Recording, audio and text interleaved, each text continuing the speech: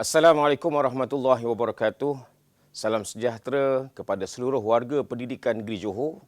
Pada kali ini saya Haji Syahrudin Basri bin Ibrahim, Timbalan Pengarah Sektor Perancangan dan Pengurusan PPD Jabatan Pendidikan Negeri Johor ingin berkongsi sebuah buku yang bertajuk 151 atau 151 Quick Ideas to Inspire Your Staff.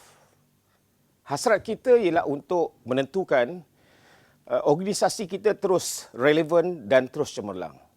Buku ini memberikan 151 tips bagi meningkatkan motivasi untuk melaksanakan kerja-kerja seterusnya, meningkatkan produktiviti kerja dan kecemerlangan organisasi. Antara tips yang menarik dalam buku ini ialah work on, not in your business.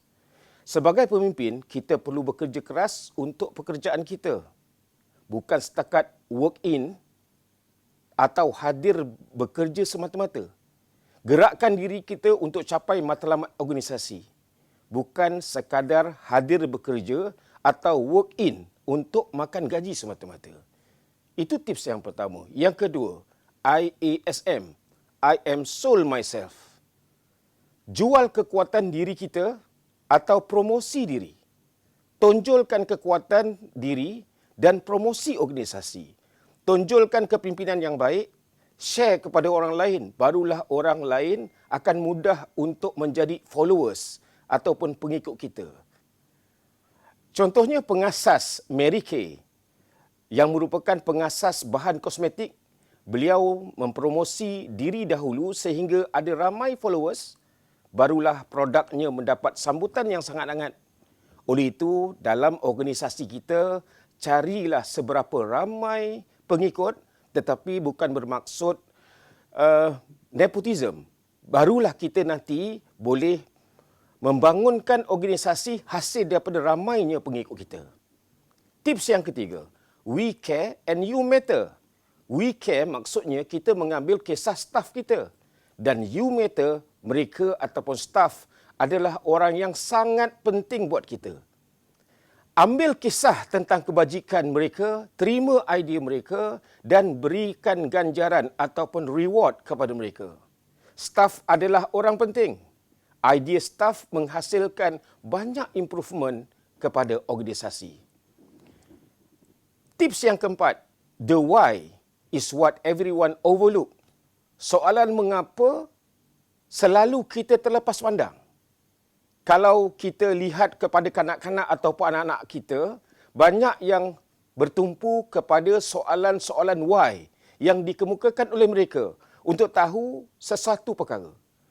Maknanya, semua orang sebenarnya ingin mengetahui apakah yang kita laksanakan. Semua pihak perlu tahu jelas kenapa sesuatu itu kita laksanakan. Sebagai ketua, janganlah kita overlook tentang perkara ini. Jelaskan kepada mereka apakah tujuan sesuatu perkara itu dilaksanakan dengan jelas supaya semua orang di bawah kita faham dan tahu.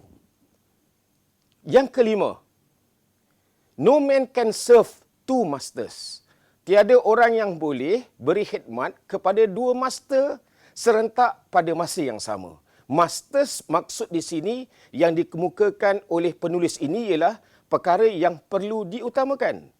Dalam perkhidmatan pendidikan, perkara utama yang kita perlu utamakan ialah kemahuan pelanggan berbanding dengan kemahuan kita. Keutamaan perkhidmatan kita perlu diberikan kepada kemahuan atau kepentingan pelanggan terlebih dahulu. Jika pelanggan puas hati, kepentingan kita juga akan tercapai. Yang keenam, don't compete with yourself. Jangan bersaing dengan kemampuan diri semata-mata. Kita akan sentiasa selesa ataupun berada dalam zon selesa.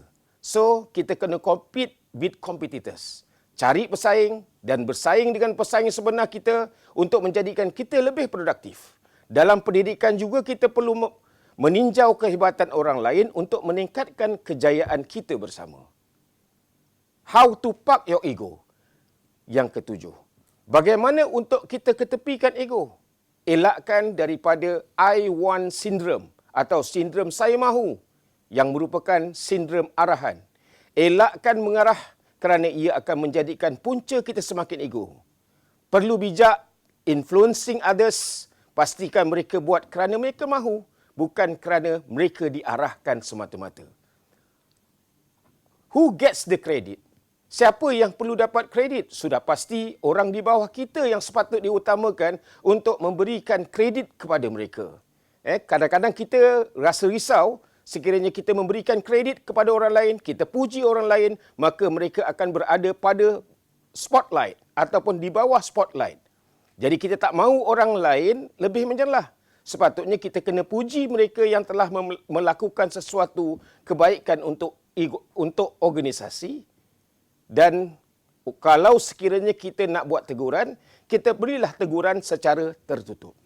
Yang ke-9, roadblock and resources. Kita ada sekatan dan kita ada sumber. Maka atasilah sekatan kita dan kita kena memperkasakan sumber manusia yang kita ada dalam organisasi.